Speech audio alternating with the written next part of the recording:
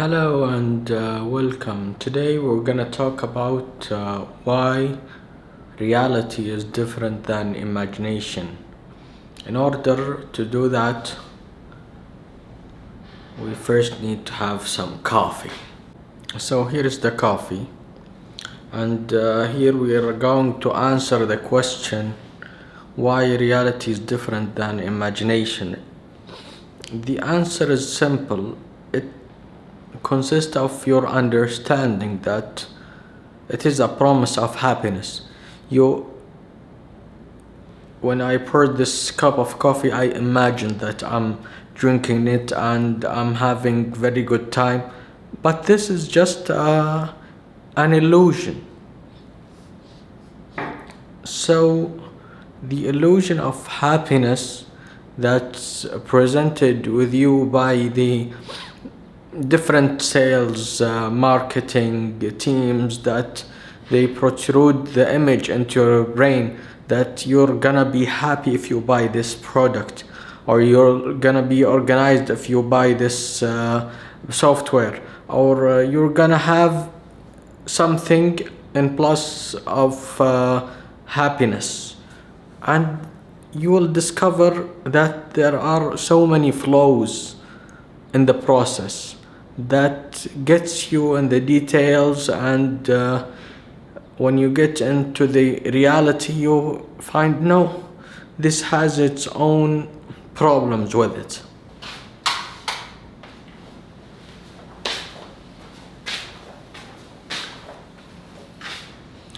Some coffee again.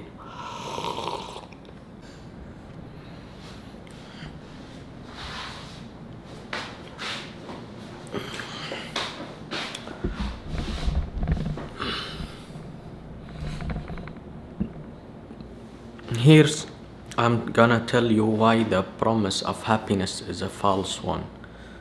Because happiness is almost always, associated with chemicals in the brain. So your chemicals have finite properties. So sometimes you're gonna be happy, sometimes you're gonna be sad, and sometimes you're gonna be in between. So the mood usually fluctuates. Even if you have the most amazing life, your mood will be always in the state of normalcy, or let's say a state of not being normal almost all the time, unless something very saddening or something very amazing happens. It's gonna be elevated and then it will return to the baseline, or it will gonna depress and return to the baseline as normal. Here I'm started recording and also recording at the same time at the computer. So I'm gonna show you the way that Notion is organized. This is the Ultimate Brain by Thomas Frank. He had a template for Notion that he has many tutorials on notes, task, projects, and goals. You can link together, use bidirectional linking to see whether you're doing well, you're capturing your notes, your process, your plan. So this is the dashboard. It shows you the task manager, the notes, the fleeting notes, the projects hub, and quick links. So I thought in the beginning it's gonna be easy, but it turns out that the Notion program has his own or its own vulnerabilities or its own problems with it. Some of the problems related to the program itself. Some of them are related to the linking process. So you have, for example, you have the next 7 days. You have to fill these by organization, by task, and the month doesn't reflect your usual calendar. So your calendar, which is in for example in Apple iCalendar or calendar, is not reflected on the Notion calendar. So you need to link these, and each process you need to learn about it, you need to read about it, you need to watch videos about it. So 5 hours of Notion teaching, and for example for this ultimate brain, and I found it to be a little bit daunting, and the tutorial are not helping a lot. So that's the promise of being organized. Here's another example of getting a software which is Penciler, for example. Penciler need to be used at daily basis, so you can learn about the and practice for the flashcard skills. You can do your voice coach, or just learn, for example, the lessons that's providing the information. I don't know if the sound is clear, maybe it's not. So that's a way of doing the Penciler course,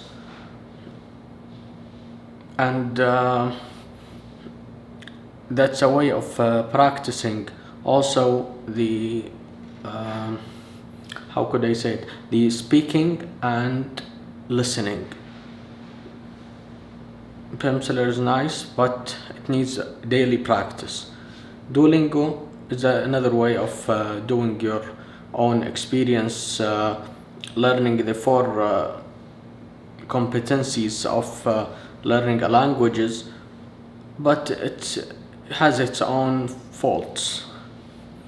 And its own faults, it's you feel like it's too robotic.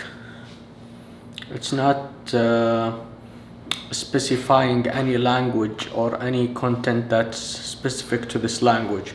No, the content is universal, and it's divided as single units that you have to go through in order to finish. But it's not as before. Before it was only you can choose the topic, and now you cannot choose. You just go through a line of lessons and etc. So that's the promise of learning a language. The promise of Obsidian is to learn how to journal, and the journaling process is also very nice. You journal each day for each week, and then you revise it later on. But you discover that you need to revise it day by day, week by week, and month by month, and year by year. And that's usually not possible. You forget the day that you started it. So each of these programs has its own way of promising you